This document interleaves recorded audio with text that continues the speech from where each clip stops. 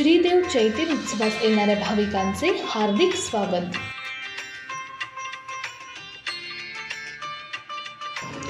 स्वागतोत्सुक श्री संदीप पेडणेकर, तालुका अध्यक्ष, Rashtrawadi Congress party Vengurla. Rashtrawadi Congress party सर्व पदाधिकारी आणि कार्यकर्ते।